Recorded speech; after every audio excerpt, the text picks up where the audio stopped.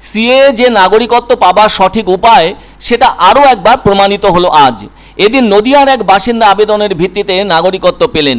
জানা গেছে বিকাশ মণ্ডল নামের ওই বাসিন্দা 2012 সালে বাংলাদেশের ঝিনাইদহ থেকে নদিয়া জেলার আসাননগর এলাকায় পুরো পরিবার নিয়ে চলে আসেন এবং বসবাস করতে থাকেন।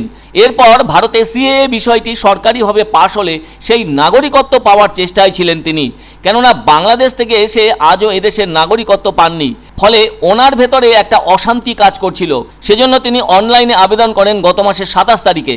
আর এই মে মাসের 27 তারিখে ওনাকে ভেরিফিকেশনের জন্য ডাকা হয়েছিল কৃষ্ণনগর পোস্টাল সুপারিনটেন্ডেন্ট অফিসে। ওখানে তার কাছে থাকা সব নথিপত্র যা জরুরি সেসব জমা দিয়ে দেন। এরপর বৃহস্পতিবার বিকাশবাবু তার সেই কাঙ্ক্ষিত নাগরিকত্বের সার্টিফিকেট পেলেন। না কোনোভাবেই তাকে সমস্যায় পড়তে হয়নি এজন্য, কিংবা কোনোভাবেই ওনাকে ডিটেনশন ক্যাম্পেও পাঠানো হয়নি। যেখানে থাকেন সেই আসাননগর থেকে কৃষ্ণনগর ডাকঘর সুপারের অফিসে আসেন এবং ওখান থেকেই তিনি নাগরিকত্বের শংসাপত্র পান। তার কাছে জানতে চাওয়া হলে তিনি বলেন তার ক্ষেত্রে কোনো রকম সমস্যা দেখা দেয়নি। দেশে লোকসভা নির্বাচন চলছে, যা এখনও শেষ হয়নি, তাই এরই মধ্যে আবেদন করে শংসাপত্র পেয়ে গেলেন এদেশে চিরকালীন বসবাস করবার অধিকার হিসাবে। এখন থেকে তিনি এদেশের পুরো নাগরিক হয়ে গেলেন।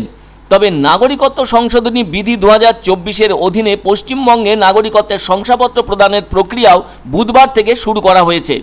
ফলে এই রাজ্য থেকে পাওয়া নাগরিকত্বের আবেদনের ভিত্তিতে প্রথম সেটটি গতদিন অনুমোদন দিয়েছে পশ্চিমবঙ্গের জন্য নিযুক্ত ক্ষমতাপ্রাপ্ত কমিটি। একইভাবে হরিয়ানা ও উত্তরাখণ্ড থেকে পাওয়া নাগরিকত্বের আবেদনের প্রথম সেটটিও অনুমোদন দিয়েছিল সংশ্লিষ্ট ওই দুটি রাজ্যের ক্ষমতাপ্রাপ্ত কমিটি। দিল্লিতে সর্বপ্রথম নাগরিকত্বের আবেদনের অনুমোদন দেওয়া হয়েছিল। তবে ভারত সরকার এবছরের 11ই মার্চ নাগরিকত্ব সংশোধনী বিধি 2024 কার্যকর করার ক্ষেত্রে প্রথম বিজ্ঞপ্তি জারি করেছিল।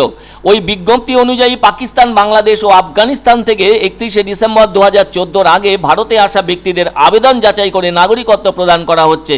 আসলে ভারতের নাগরিকত্ব সংশোধনী বিল অর্থাৎ সিএএ 2019 সালের 11ই ডিসেম্বর ভারতের সংসদে পাশ হওয়া একটি আইন। এটি 1955 সালের নাগরিকত্ব আইন সংশোধনের মাধ্যমে উক্ত 3টি দেশ থেকে আসা নিপীড়িত সংখ্যালঘু হিন্দু, শিখ, বৌদ্ধ, জৈন, পার্সি এবং খ্রিস্টান ধর্মাবলম্বী অভিবাসীদের ভারতীয় নাগরিকত্ব পাওয়ার সুযোগ প্রদান করে।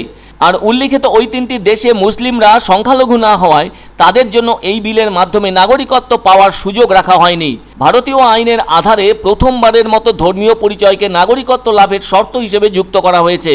তবে বিজেপি তাদের পূর্বোক্ত নির্বাচনী ইস্তেহারে প্রতিশ্রুতি দিয়েছিল প্রতিবেশী দেশগুলোর নিপীড়িত হিন্দু সংখ্যালঘুদের তারা নাগরিকত্ব দেবে। 2016 সালে বিজেপি সরকার এই বিল লোকসভায় পেশ করেছিল। এরপর 2019 সালের 19শে নভেম্বর স্বরাষ্ট্রমন্ত্রী অমিত শাহ রাজ্যসভায় ঘোষণা করেন পুরো দেশ জুড়েই জাতীয় নাগরিক নিবন্ধন কার্যকর হবে, যার নাম এনআরসি। আর 12ই ডিসেম্বর 2019 সালে ভারতের রাষ্ট্রপতি তাতে সম্মতি প্রদান করেন, আর সেটি রাষ্ট্রীয় গেজেট প্রকাশের মধ্য দিয়ে আইনটি কার্যকর হয়। অবশেষে 2024 সালের 11ই মার্চ 4.5 বছর পর নরেন্দ্র মোদীর নেতৃত্বাধীন কেন্দ্রীয় সরকার বিজ্ঞপ্তি জারি করে এবং দেশ জুড়ে নাগরিকত্ব আইন বলবৎ হয়। যে কারণে এদিন বাংলাদেশ থেকে এদেশে আসা বিকাশ মণ্ডল ও তার পরিবার পেলেন সিএএর শংসাপত্র। আমি এটা মিডিয়ার মাধ্যমে খবরটা পাই প্রথমে, তারপরে আমি এপ্রিলের 29 তারিখে অ্যাপ্লাই করি। ভেরিফিকেশন হয় মে মাসের 27 তারিখে। 29 তারিখ আমি সার্টিফিকেটটা আমার মেলে আসে এবং এখানে লেখা আছে ইন্ডিয়ার যত রকম সুযোগ সুবিধা আমি সবই পাবো। আমরা খুব খুশি হয়েছি, খুব আনন্দ পেয়েছি, খুব খুশি হয়েছি।